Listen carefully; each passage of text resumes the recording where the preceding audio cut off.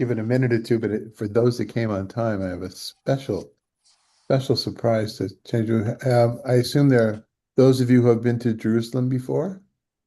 Yes, and does this look familiar to you?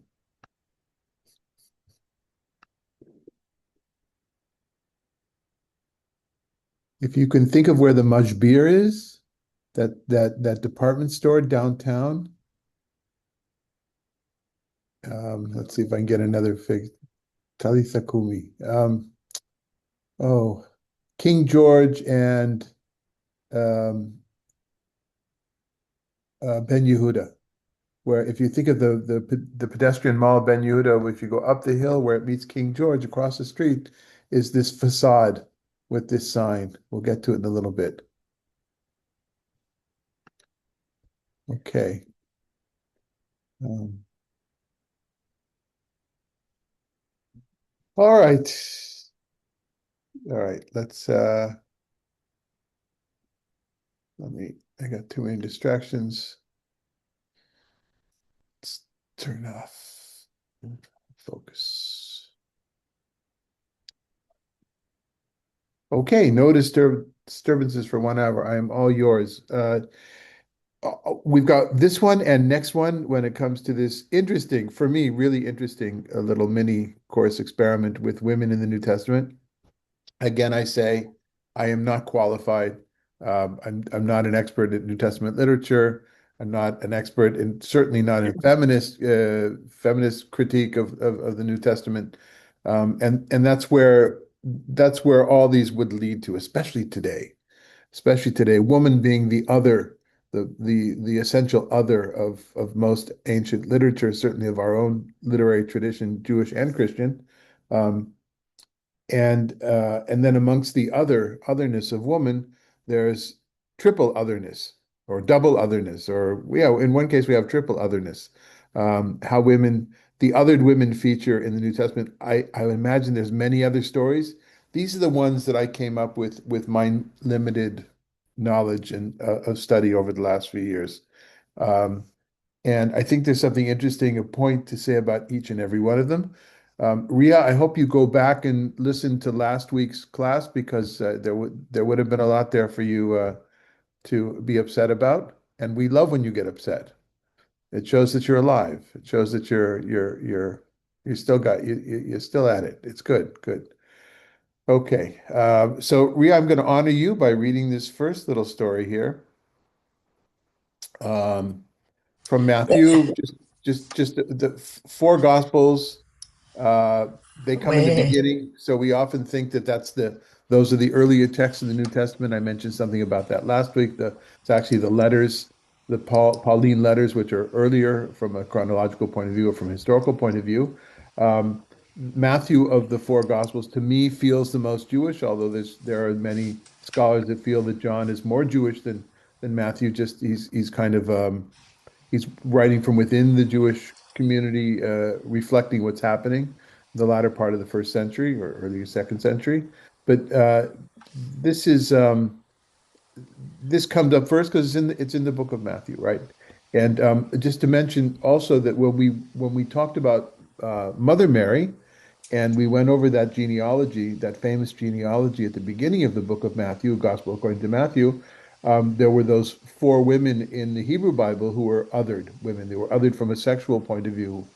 Even Ruth, the Moabitess, right? So Ruth and Tamar and Bathsheba and Rachav. So there is this theme of othered women. But Ria, you were going to say something before you began. Did you want to say something? oh, I have to leave it a little before 10 because I have a meeting. Okay, so So then for I'm sure we on. want you to read now. Okay. To read Okay. and comment. Okay, number one, Oh, we're in Gospel according to Matthew. okay. Jesus left that place and went away to the district of Tyre and Sidon. Just then, a Canaanite woman from that region came out and started shouting, "Have mercy on me, Lord, son of David. My daughter is tormented by a demon." But he did not answer her at all. And his disciples came and urged him, saying, "Send her away, for she keeps shouting after us." He answered, "I was sent." only to the lost sheep of the house of Israel. But she came and knelt before him, saying, Lord, help me. He answered, it's not fair to take the children's food and throw it to the dogs. She said, Yes, Lord, yet even the dogs eat the crumbs that fall from their master's table. Then Jesus answered, she said, Yes, Lord, yet even, oh, I already said that. Sorry. Then Jesus answered her, Woman, great is your faith. Let it be done for you as you wish. And her daughter was healed from that moment. Okay. Uh, Have you seen this story before, Ria? no, no, So great. What are your initial impressions? that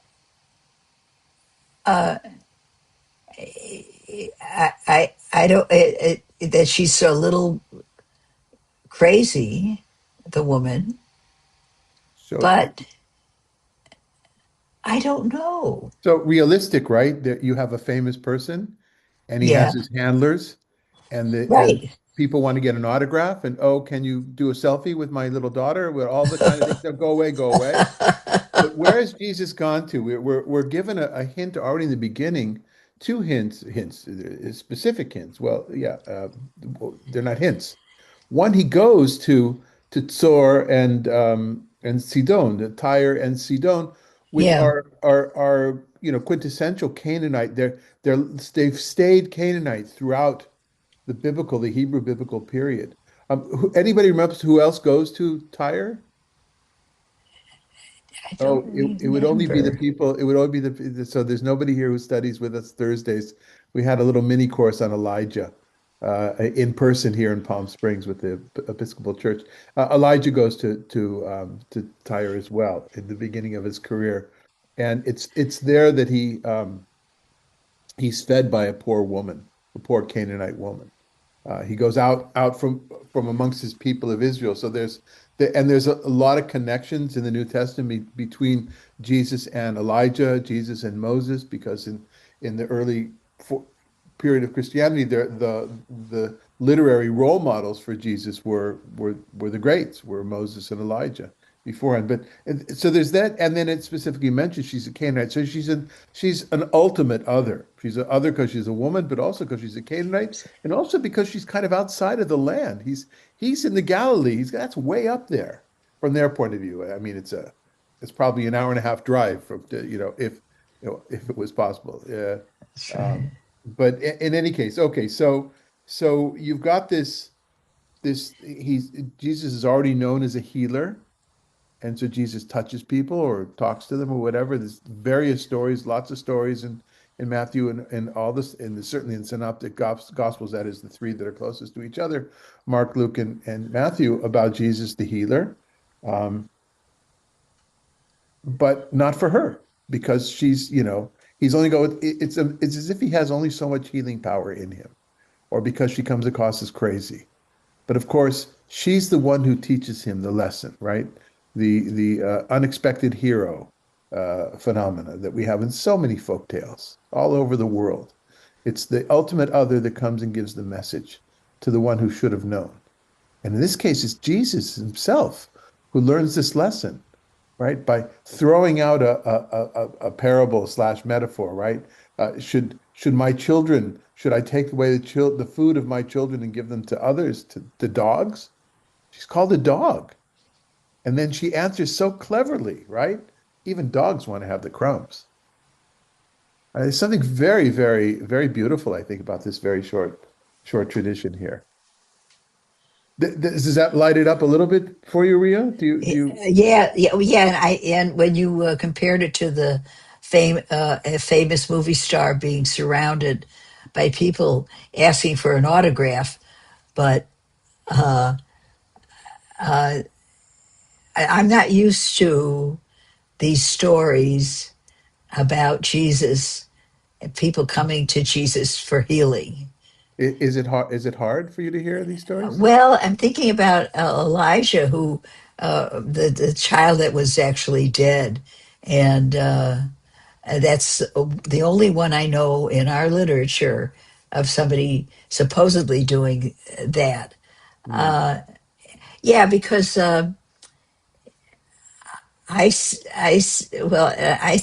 think of people who in our time who do things like that, and we are warned about, don't believe everything you read in your phone, the charlatan healers, and so um, it's sort of in that category a little bit Okay. So from let's from go. So let's go. I hear what you're saying. Let's go back to biblical literature. We have Elijah not once but a few times yeah. heals his disciple Elisha, or Elisha as they say here in this country. Elisha does the same thing, even more. There's more of this healing, this touching and healing kind of a thing. Um, what else do we have in Hebrew Bible of healing through touching? Uh, Always got to be something. But let's go on to rabbinic literature, the literature which is Right. more or less contemporary with this. Oh, there's a lot of stories of rabbis healing through different actions. There's one in particular where Rabbi Yochanan. This is a story where he reaches out his hand and his hand shines. Anybody know that story? No. I don't want to get off on too much on a tangent, but we have the same kind of folk stories in the normative Jewish tradition as well, and I think they abound around the world. Now, as someone who goes into hospitals quite a bit, it's I don't see myself as a healer in that way, but because I'm a chaplain in the hospital and my presence in a room more often than not for the family than it is for the people. It's often I'm called to the ICU more than any place else to be with the family. I'd like to think there's a healing aspect to it, not in the way that it's done here. I understand that, Rhea. It's not the same thing, but um, um, you know, what I learned early on in my work with HIV/AIDS in the 90s was that the more intimate, physically intimate, I mean that, sitting on the bed, I mean, holding somebody's hand, stroking was crucial, I think, in the healing, in the emotional and the spiritual healing of those people who were dying, who would be dead in a few weeks, especially in the hospice, against what the zeitgeist was at the time. Don't get near them. You might catch it. You might get it. I think if we can get beyond all the aversion that we have as Jews with the Jesus stories or with miracle tale stories, just to see. So even aside from the miracle here, you have a woman who has been she's a double or triple other, and she's teaching the great man Jesus a lesson, and he accepts it.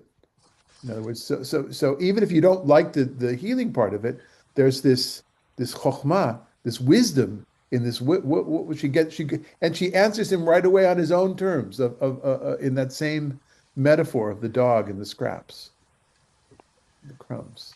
Okay. Okay, Anything else? thanks.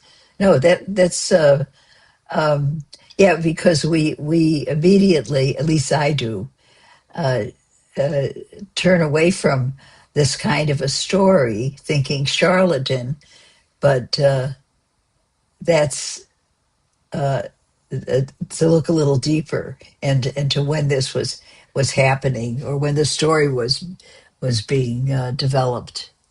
Okay. Yeah. Okay, thanks. All right. So, Megan, you want to read from, we go on now to another example. In this case, there are two female figures. There's a little girl and there's a hemorrhaging woman. Just the background for this is coming up in the Torah portion, I guess, well, we have Pesach now, gets in the way, but Torah portion coming up in the middle of Vayikra of Leviticus is the laws about purity and impurity, and the impurity of the zava. A nida, as you may know, the word nida is a woman who is menstruating for part of the month. But a woman who has a constant flow of blood is called a zava. Zov is the flow. Men have similar issues as well from their sexual organ, but similar phenomenal, a similar kind of parallel. But so that's the background here. There's a sick little girl, and there is a hemorrhaging woman. And I should have started this a little bit earlier from verse. No, I guess we're all right here. Okay, maybe I should have started. I hope I captured the most of the story. So why don't you go ahead, Megan, and read this for us? When Jesus had crossed again in the boat to the other side, a great crowd gathered around him. Excuse me. And he was he was by the sea. Then one of the leaders of the synagogue, named Harus, came up to him and when he saw him, fell at his feet and pleaded with him repeatedly, "My little daughter is at the point of death. Come and lay your hands on her so that she may be made well and live." So he went with him. Okay, so just the framework here. This in Mark or maybe in the other Gospels, but there's this kind of back and forth. The western um, shore of the Kinneret of the Sea of Galilee is Jewish, and the other side, at the foothills of the Golan, the eastern side, is Gentile. Hmm. And so there's this back and forth a little bit there, not like afterwards in Acts, of course, and Jesus going on beyond the Jewish community. But here, this brings up something similar to the previous one. Who is Jesus for in the beginning? Is Jesus for all of humanity, for all the region, for all the suffering people in the world, or just for the Jewish people, for the Yes, for the Israelites? Jewish in Yeah. Matthew. Okay, and yeah, and so here too, you've got a little bit of that. You've got this leader of a synagogue is not a rabbi, of course. This would be the shul president, or the head of the men's club, or whatever he might be. Okay, all right, go ahead, Megan. And a large crowd followed him and pressed in on him. Now there was a woman who had been suffering from a flow of blood for 12 years. She had endured much under many physicians and spent all that she had, and she was no better than, but rather grew worse. She had heard about Jesus and came up behind him and in the crowd and touched his cloak. For she said, "If I touch his cloak, I will be made well." Immediately her flow of blood stopped, and she felt in her body that she was healed of her disease. Immediately aware that power had gone forth from him, Jesus turned about in the crowd and said, "Who touched my cloak?" And his disciples said to him, "You see the crowd pressing in on you. How can you say, 'Who touched me?'" He looked all around to see who had done it, but the woman, knowing what had happened to her, came in fear and trembling, fell down before him, and told him the whole truth. He said, "Daughter, your faith has made you well. Go in peace and be healed of your disease." Okay, so there's a story within a story here. The story was about a little girl who's sick, synagogue. Meantime, again, you've got this crowd, the entourage of people flowing, crowds. Everybody wants a selfie. In this case, everybody wants to be healed, and this touching and Jesus understanding through the energy. It's almost as if Jesus is coming into Jesus's own ability to heal, that it's beyond the actual touch of his hand but through his cloak as well. Interesting stuff from my point of view. I understand, Ria, you're not into the touchy-feely medical business, medical issue, but still interesting tale. And then again, how people react. People react. This is why these stories are told, whether it's in Matthew or Mark or in everywhere else. Um, there's something of God being bestowed on these people, and healing is what is needed. Um, Okay, so again, this is not about the historiosity of the tales or about whether we're looking for these kinds of faith healers today. And by the way, and now we understand a little bit about what we know from at least American society, Mhm. stories from the time of the Depression, other difficult stories from when people are attracted to healers, faith healers, the touching, the placing of hands, those kinds of things that are going on. Okay. So all right. And again, her otherness is not only she's a woman, um, but she doesn't get an audience. She's an older woman, it feels like, right? She's got a long term, she's got she's compared to the little girl who we're all worried about. Even if you forgot, I will remind you now, we've got a little girl who's about to die. And in the meantime, Jesus is dealing with this.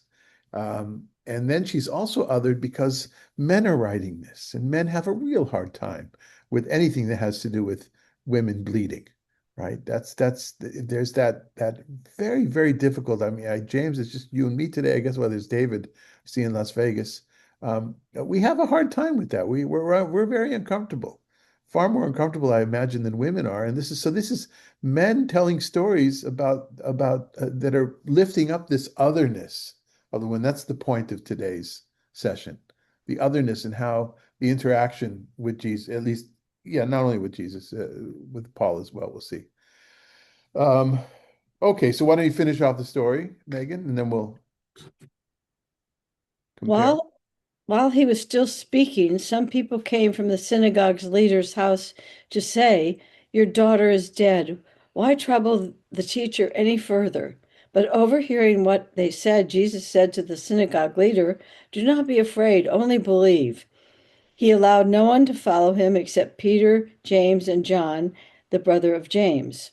When he came to the synagogue leader's house, he saw a commotion, people weeping and wailing loudly. When he entered, he said to them, "Why do you make a commotion and weep? The child is not dead, but sleeping." And they laughed at him. And he put them all outside and took the child's father and mother and those who were with him and went in where the child was. Taking her by the hand, he said to her, Talitha komi, which means little girl, get up. Talitha komi, which means little girl, get up. And immediately the girl stood up and began to walk about. She was 12 years of age. At this, they were overcome with amazement. He strictly ordered them that no one should know this and told them to give her something to eat. Like a good Jewish parent, give her Yes. something to eat. Yeah, give her a piece of kugel. Yeah, she's okay.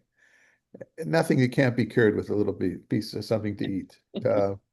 Okay, reminiscent of the Elisha stories as well, of the resurrection, reminiscent of Lazarus, in the fact that Jesus in this Lazarus stories, for those that know that story, also says, Lazarus' time to get up, that kind of a thing. The So it's a story kind of within a story. It's almost as if I think the tension I feel in the beginning of this paragraph is that the narrator wants us to feel that perhaps because Jesus stopped to engage with the woman, with the menstruate, with the hemorrhaging woman, that Jesus missed his chance to save the. In the meantime, the child dies. This tragedy of not getting there in time. Oh boy, do we see those kinds of stories today about the ambulance that doesn't get there, the child in the war zone. I mean, not just what I'm thinking, one particular case that many of you know, I think of in Gaza, and the child stuck in the ambulance. It was documented, but stories from all over. The yeah, the ones that don't get help in time when they could have. So I think that tension is there as well.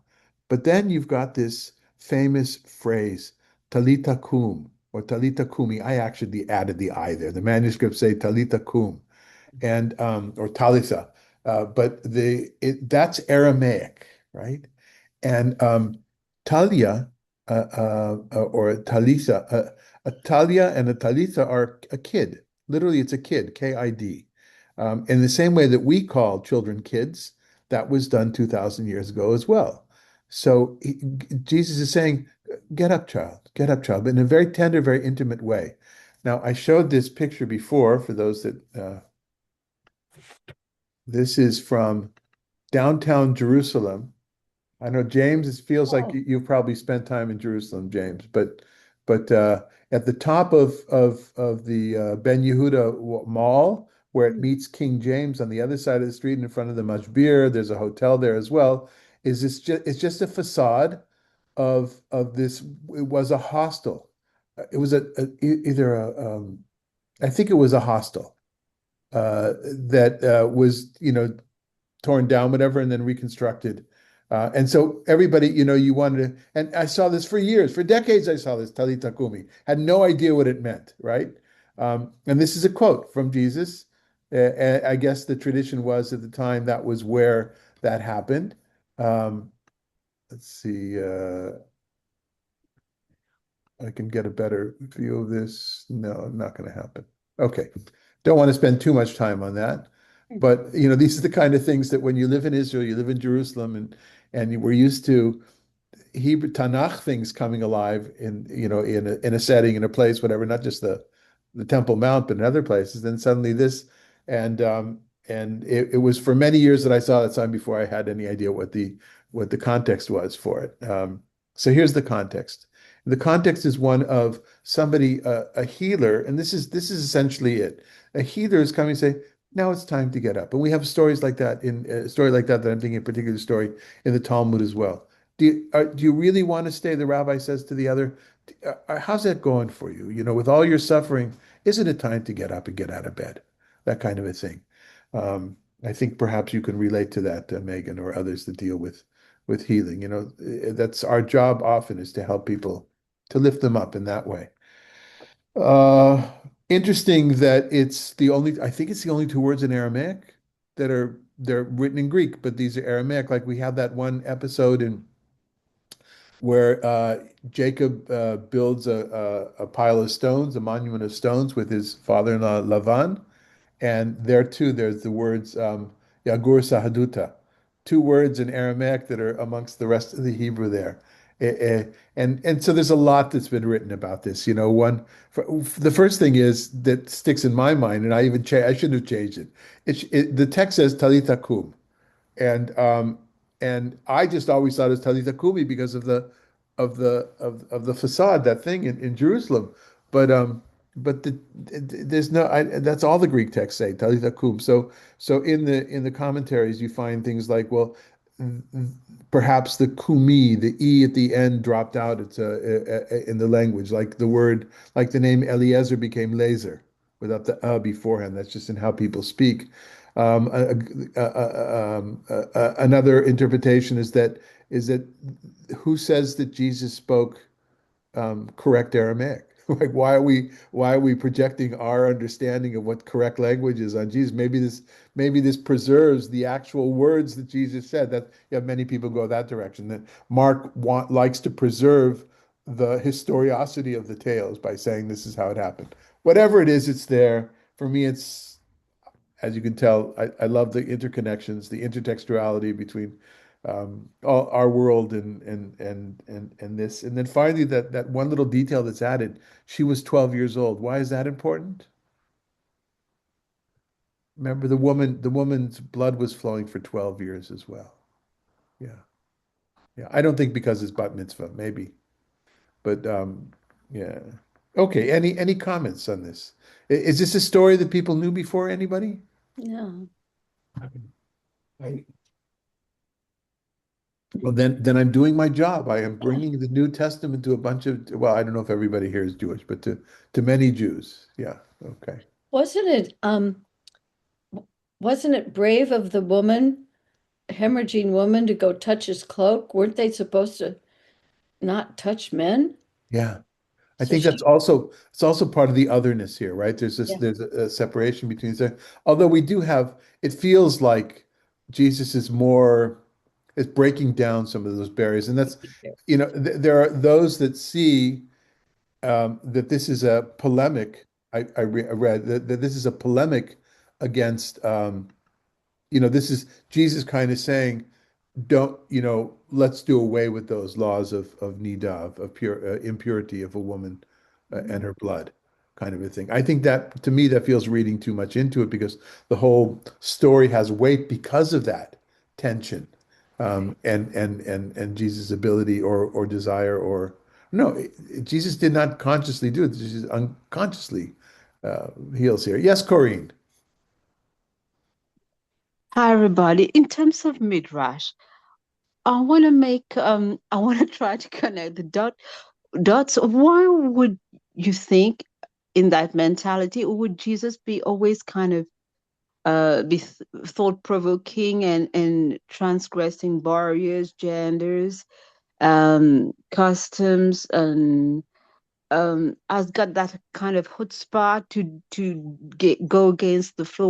What's the purpose of he being like that? Why does he want to prove?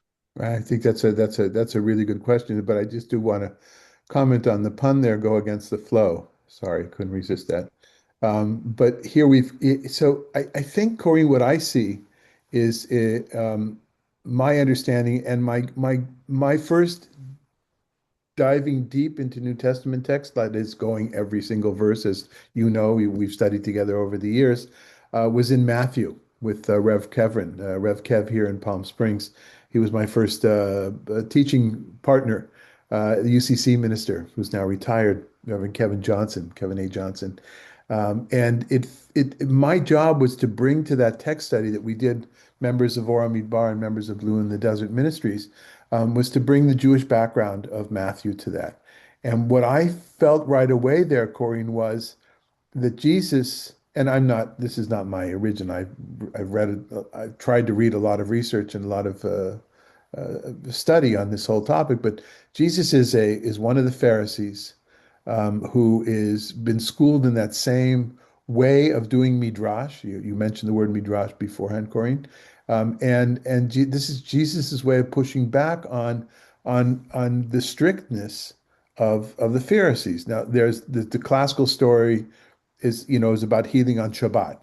Many of you may know that story in this synagogue. People are giving him a hard time, or his students are eating from the wheat on Shabbat. They're picking the wheat to eat because they're hungry, and then Jesus answers those that were critical of him in a very rabbinic way, in a very Talmudic way. In other words, you can feel that he's part of that conversation. He's part of that culture. And Corinne, I think the whole idea of bringing up a story like this and other stories is to show that that's not working for the people in the eyes of these authors. It's kind of like, no, we have a tradition and we're going to bring about the redemption of the world. We're going to bring about the Messiah, going about it, I'm just saying, as the rabbinic way. And Jesus kind of saying, so how's that working out for you? Is that really working out? Look, if people continue to suffer because of men making decisions, often about women, making decisions that affect their lives and don't make their lives better. And when I say better, I don't mean that they become rich, like you find in some church. It's not that. It's not that kind of ministry of becoming wealthy. It's a ministry of having a decent life, of being healed. So I think that's it. And then the other part of the stories are to build to explain with time, because they're written long after Jesus' death, how this particular figure elevated and became not only the Son of God, but Messiah and part, essentially with time, the part of the essence of God. And the ability to undo it. And then finally with Paul, Corrine, it's this is the what we talked about last week. This is the expansion into the Gentile world, beyond the borders of the land of Israel, ancient land of Israel, into the diaspora, and on to those that were not born Jewish. And even though Paul wanted those who were born Jewish to continue to be Jewish in their observance of circumcision and eating kosher, um, wanted to expand. So I think that's what this is. This is all part of that overall kind of tendency. If we take New Testament, in a bird's eye view, but then we zoom back into this text, and to me, it just feels like here's a story of compassion. Rabbi, Hmm. Yes. with the Jesus, I know he's given the title Rabbi, and my question is, where did he study? I never, you Uh, know, because I do think that at that time the whole Jewish world was in a lot of conflicts, and you have the Pharisees, you have the Sadducees, you have the Romans. Everyone's looking for power or a new thing. There's a lot of disillusion. Uh, And I could see Jesus giving a new sense of Judaism, and kind of like a antithesis to the priesthood. Um, and so yeah, I have, like, as far as it comes to, maybe the guy really did exist. I'm not sure about reincarnation and all that and being the Messiah, but I could actually see where he's coming from. And this whole idea, he always uses the term faith versus religion. Mhm. And the idea of faith and believing, and just the whole essence of, what was this, that? I remember I heard a quote once. If you ask a Jew, what do they want? Ask the Christian, they want absolute universal love. You ask the Jew, what does he want? He wants universal justice. And I think Jesus is one who kind of brings this thing of being this idea of faith and love to everybody, this universality that, you see it in Reform Judaism. I mean, a lot of the Judaism that we have today enters that realm too. It's how do you look at the weak, the ones who don't have power, and how and what's this the one, religion is not to heal the afflict, but to afflict the heal. Uh, and this whole idea of to love your neighbor, and your enemy and all of that. So, yeah, I see it's really possible that this guy really did exist uh, to a certain extent. And but my question is, we're going back. He always calls himself a rabbi, which is really interesting. But Mike, where did he study? Going back. Yeah, I don't know that he calls himself a rabbi so much. I'm not sure what, you do have that nomenclature out there, but we don't know where he studied, right? But all I can see from the quotes that are, and again, I don't know how historical the quotes are, but I can see by the quotes, the people that are writing this, especially in Matthew, are setting Jesus up as part of that Right. culture. That's all I can say about this right now. And I agree with most of what you said, James. I just want to warn us all against making huge, this is Judaism is this and Christianity is this, because we all Right. know so well, right? You even hedged your comment afterwards. Well, Reform Judaism is close to this. Judaism is a lot of things. Christianity is a lot of things. Jesus is a lot of things. If we bring it back to this story right now, we have a story about a woman who is suffering for 12 years. She's not suffering because of the law. She's suffering because of her condition. But the law of her being, and it's also how much did that affect her life here? It's not about halacha because she's not in Jerusalem and she's not the wife of, we don't hear that she's the wife of a priest. She has no access to things that she would need to be pure for. You could remain in a state of spiritual impurity and live and thrive even in ancient Israel and ancient Judaism, even when the temple's there. If you don't live near Jerusalem, you have no way of getting, becoming pure. But I think it's more about the fact how difficult of a life that this woman has physically, physiologically, that she's hemorrhaging all the time for 12 years. I I I can't speak any more about that. There are women here. I don't expect them to speak about it. But to me, that's what this is about more than anything else, James. This particular story. And while she touched his cloak, I'm not so sure they were worried about the halachic implications of that. Um, I don't know. Handlers like the previous story, the insiders, the disciples, the apostles, they want to keep everybody away. They want to protect them. Yeah. And we have so many different views of this from even within the synoptic gospels, the three gospels that are rather similar to each other, we get different views, of course. To me, by the way, that's part of the beauty of the New Testament tradition is that there is so much pluralism that is baked in the same way that we in the TaNaKh, as do Christians, in the first two chapters of the creation story, two separate creation stories, pluralism is baked into different views, different accounts, different understandings of the same thing, different names for God. Okay, I suggest we go on. But James, why don't you read number 3 for us? Okay, this is probably of those. This is maybe one of the stories today. Might be the more famous one. Go ahead. The adulterous woman. No, no, Early, we're number 3. wait, The Samaritan woman. sorry. Now we learn that the Pharisees had heard that he was gaining and baptizing more disciples than John. Although, in fact, it was not Jesus who baptized, but his disciples. So he left Judea and went back to once more to the Galilee. Now he had to go through Samaria. So he came down to a town in Samaria called Sychar, near the plot of the ground Jacob had given to his son Joseph. Jacob's well was there, and Jesus, tired as he was from the journey, sat down by the well. It was about noon. Okay, so setting the background for the story, Jesus is having trouble in Jerusalem. He's got to go up to the Galilee. So now we have him in between lands, Samaria. Just a bit of background. Jews and Samaritans did not get along. From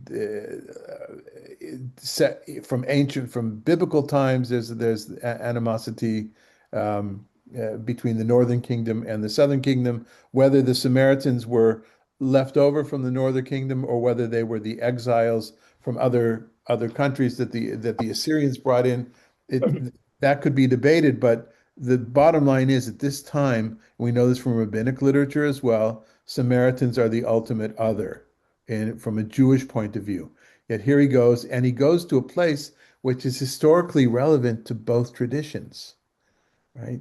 This very place of Jacob and the well. So you've got the water, you've got the well, you've got the people of Israel, Jacob. It's so much is in that little detail there of where this encounter is taking place. We continue on the next page, the other side of the page with 7. When a Samaritan woman came to draw water, Jesus said to her, "Will you give me a drink?" His disciple had gone into the town to buy food. The Samaritan woman said to him, "You are a Jew, and I am a Samaritan woman. How can you ask me for a drink?" For Jews do not associate with Samaritans. Jesus answered, "If you knew the gift of God and who it is that asks you for a drink, you would have asked him, and he would have given you living water."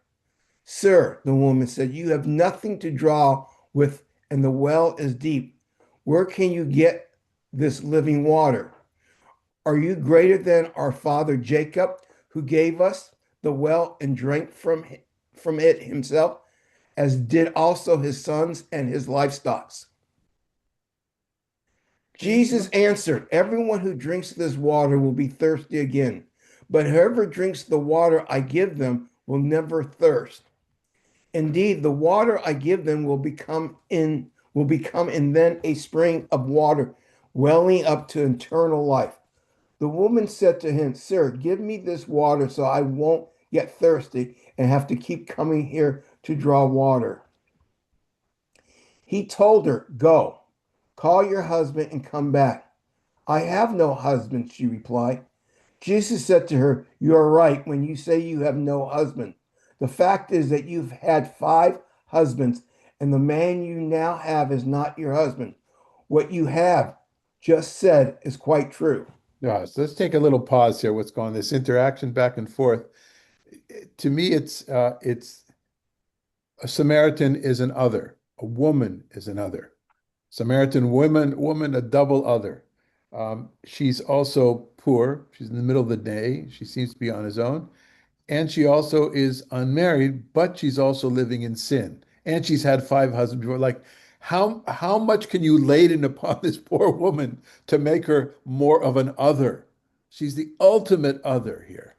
And yet she's having this encounter with Jesus about religion, about faith, about the water, about what does water mean. Go ahead, read the end of it. "Sir," the woman said, "I can see that you are a prophet. Our ancestors worshipped on this mountain, but you Jews claim that the place where we must worship is in Jerusalem." "Woman," Jesus replied, "believe me, a time is coming when you will worship the Father neither on this mountain nor in Jerusalem. You Samaritans worship what you do not know. We worship what we do know, for salvation is from the Jews. Yet a time is coming and has now come when the true worshiper will worship the Father in the Spirit and in truth, for they are the kind of worshipers the Father seeks. God is spirit, and worshipers must worship in the Spirit and in truth." The woman said, I know that Messiah is coming. When he comes, he will explain everything to us. Then Jesus declared, I, the one speaking to you, I am he. Hey, this is interesting because this is the first time in Scripture, in Christian Scripture, that Jesus uncovers himself, says that he himself is the Messiah, and he's doing it not to a Jewish woman. So that's interesting into itself. Any other comments about this? Any other? I mean, there's a lot to take in here, especially if this is not a story that people know. They may have heard of the Samaritan woman. Others have heard of the Good Samaritan, two separate things. It's in a different gospel, and the Good Samaritan is a parable, but also talking about the Good Samaritan was helping somebody in need as opposed to the priest. I think it was the priest, the Sadducees who were not doing it. Um, okay, anything else that somebody would like to ask or say about this story? Well, I noticed the disciples wouldn't go with him. I know they went looking for food, but a lot of them, I believe, were against him going there. And that because, they were still Jewish and they didn't want to associate with the Samaritans themselves. Okay. All right. Next time you stay at the hotel and your family goes into town to get food, you'll remember this, right? Be careful who you meet by the pool. All right. Okay, Magdalena, you want to read The Adulterous Woman 4? This is a famous story from a different point of view. I think one part is famous in this story, which to me maybe misses the point, but go ahead. Or is only one part of the point. Go ahead. Magdalena, we're on number 4. Early in the morning, he came again to the temple. All the people came to him, and he sat down and began to teach them. The scribes and the Pharisees brought a woman who had been caught in adultery, and making her stand before all of them, they said to him, Teacher, this woman was caught in the very act of committing adultery. Now in the law, Moses commanded us to stone such women. Now what do you say? They said this to test him, so that they might have some charge to bring against him. Jesus bent down and wrote with his finger on the ground. When they kept on questioning him, he straightened up and said to them, Let anyone among you who is without sin be the first to throw a stone at her. And once again he bent down and wrote on the ground. When they heard it, they went away, one by one, beginning with the elders. And Jesus was left alone with the women standing before him. Jesus straightened up and said to her, Woman, where are they? Has no one condemned you? She said, No one, sir. And Jesus said, Neither do I condemn you. Go your way, and from now on do not sin again. Okay. So either for those who've never seen this story, what jumps out, or for those that know this story, how does it seem different at all to you? Or anything else? I'm not very talkative today, folks. What's going on? Okay. Well, once again, it shows a level of compassion for everyone, and that we're all are sin, there's a certain amount of humanity here. Well, why? Well, that's asks is why did they do this? Why did the Pharisees and the Sadducees here do this, or the scribes and the Pharisees? Why did they do this as a test? How is this a test to Jesus?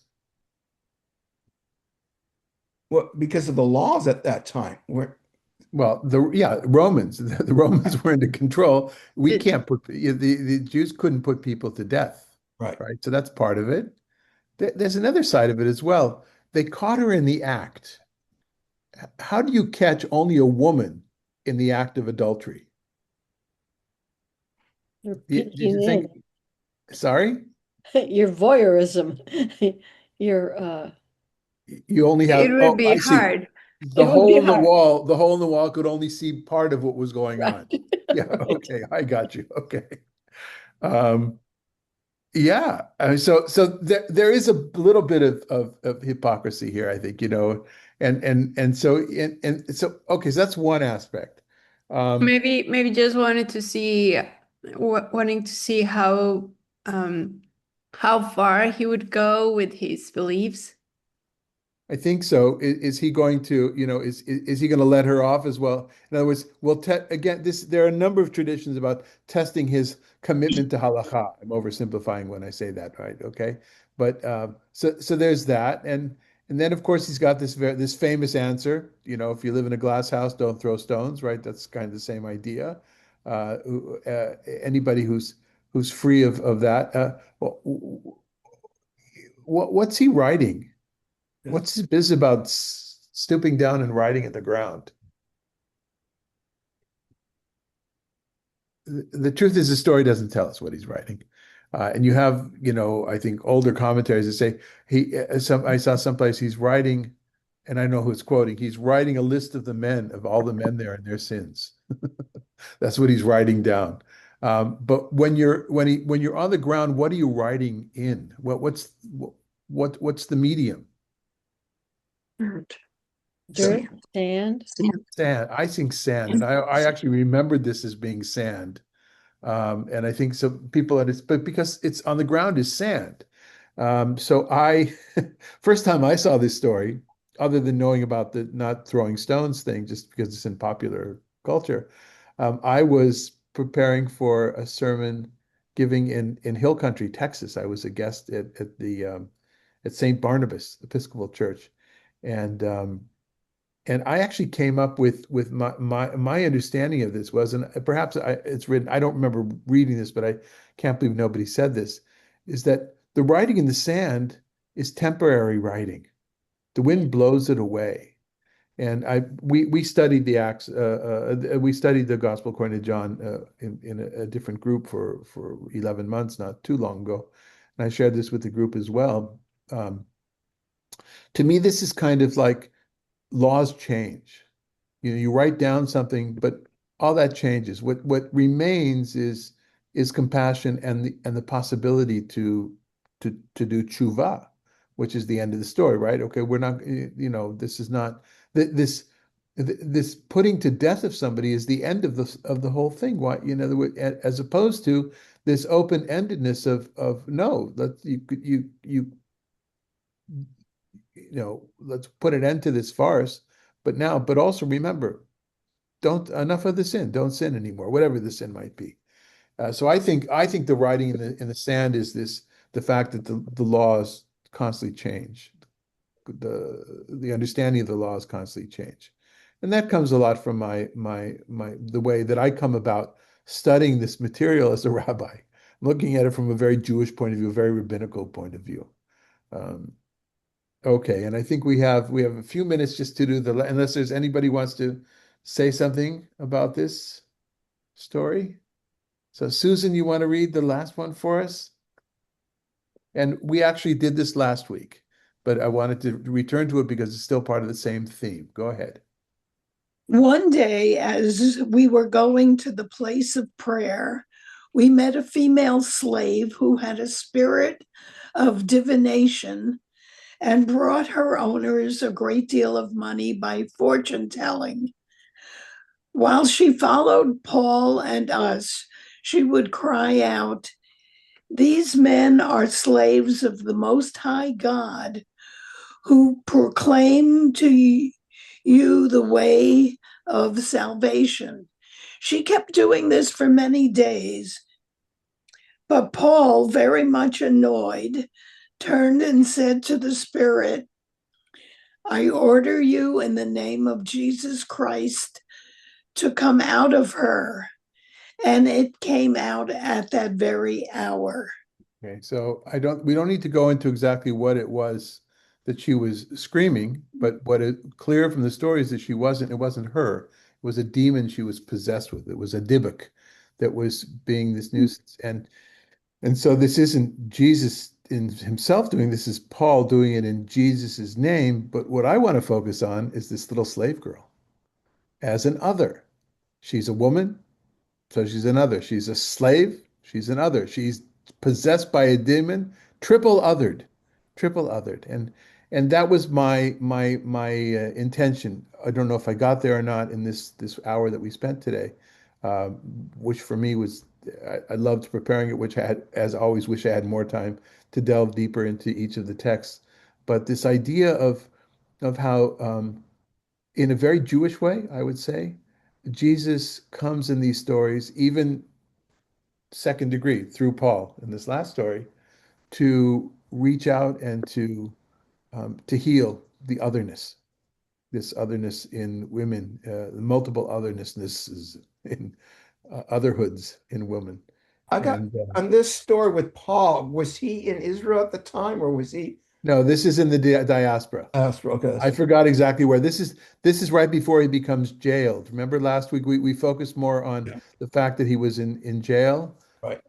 and there were other women in jail with him there, which only shows that they were treated as leaders as well. Yeah. Anyway, a little bit. What we're going to do next week. I'm sorry, Barbara, did you want to say something? Yeah, just what in Jesus's history made him so othered?